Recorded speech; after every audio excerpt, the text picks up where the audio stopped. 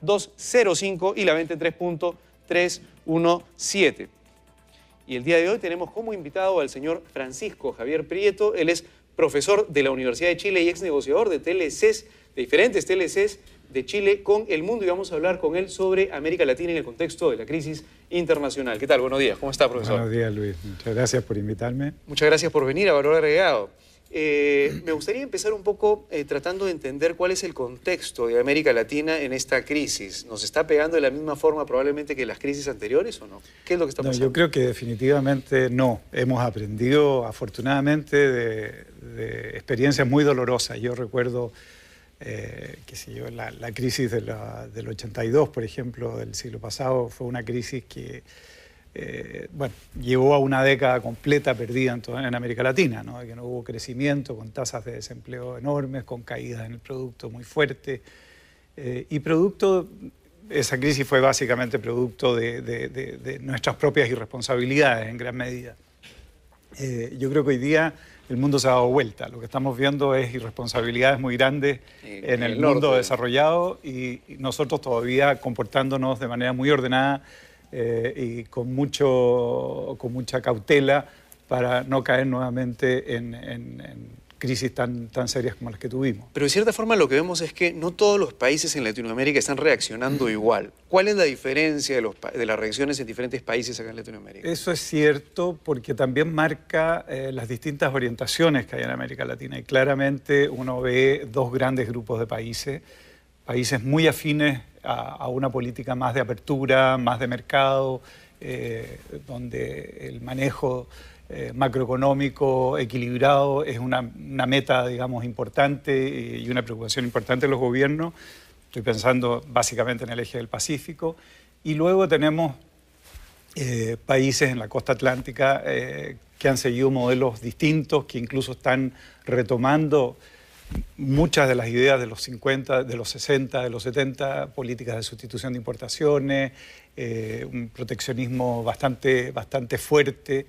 Y es lamentable, porque la verdad que eso también, al final de cuentas, nos va a costar a todos nosotros. Nosotros tenemos un comercio con esos países importantes, sobre todo en ramas más de productos más elaborados, que va a sufrir, sin ninguna duda, de ese tipo de políticas. Y parte del problema viene porque, de cierta forma, si los mercados tipo el europeo, el mercado americano, digamos, en el Perú, por ejemplo, se está viendo una retracción, digamos, de la demanda de productos manufacturados, por ejemplo.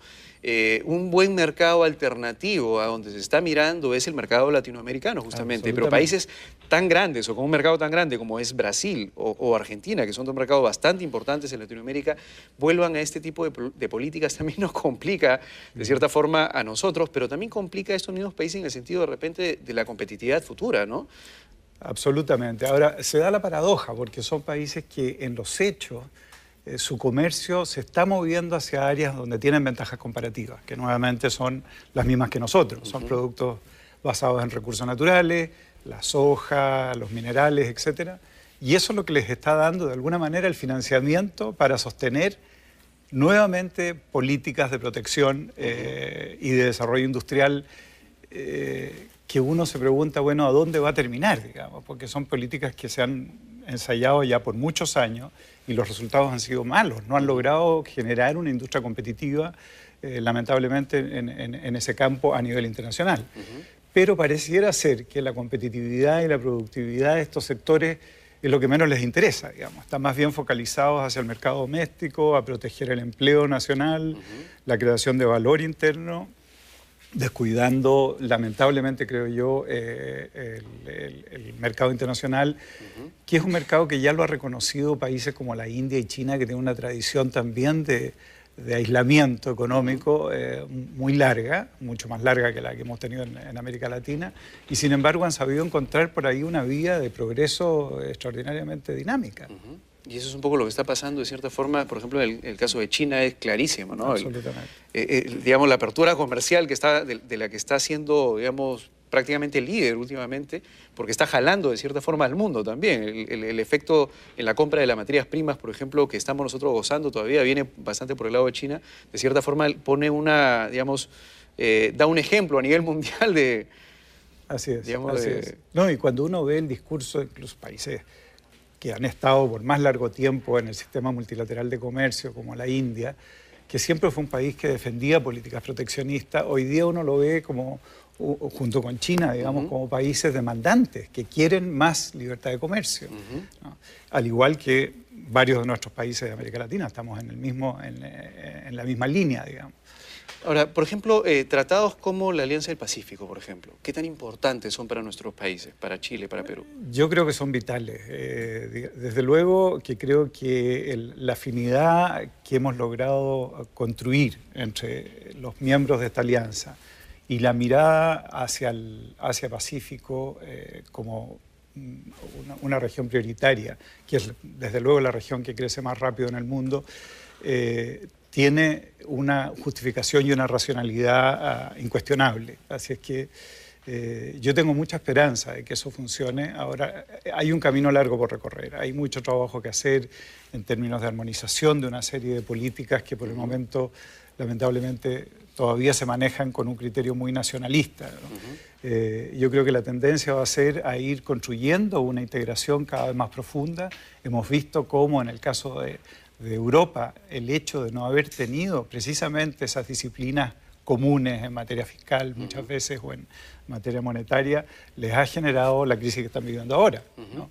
De manera que si cualquier esfuerzo integrador en la región, yo creo que tiene que fundamentarse en una concepción de la integración mucho más amplia de la que hemos visto hasta ahora. Que no solamente sea comercial. Que no solamente sea la integración de aspectos comerciales, sino también vamos a tratar de armonizar políticas fiscales, políticas monetarias, en fin, incluso las políticas cambiarias, de manera que evitemos precisamente todos esos desencuentros que... Ahora, la decisión política para hacer eso es complicado, muy y tampoco no es de corto plazo, eso es, digamos, de largo aliento. De acuerdo, ¿no? Absolutamente de acuerdo, pero nuevamente, si miramos la situación del Mercosur, que fue un proyecto que por mucho tiempo lo miramos como un modelo a seguir en cierta forma, hoy día queda muy poco del Mercosur. ¿Y dónde falló? Falló precisamente en la descoordinación absoluta de las políticas fiscales y monetarias. Y desde luego la política comercial tampoco nunca logró integrarse plenamente. A pesar de que no hay una coordinación fuerte, en todo caso sí hay un sesgo más o menos similar en todos los países con respecto al manejo de política, ¿no? Es una ventaja que se tiene, pero no por un tema de coordinación, sino porque ya... Es como que la misma tarea que están haciendo todos los países, ¿no? El tema fiscal, entre Argentina, Brasil y ahora Venezuela. Pero yo diría que el Uruguay y Paraguay han seguido una senda distinta. Son tan chiquititos. Hablando de la Alianza del Pacífico, ¿no? Es decir, Chile, Colombia, Perú, básicamente la misma tarea se está cumpliendo, ¿no? Mucho más afín. A pesar de que no hay coordinación, que es prácticamente lo mismo. Lo que se termina haciendo. Muchas gracias, profesor, por venir de Chile a explicarnos un poco qué es lo que está pasando con el tema de Latinoamérica. Y amigos, eso ha sido todo por el día de hoy en Valor Agregado y nos vemos con más el día de mañana. Cuídense. Hasta luego.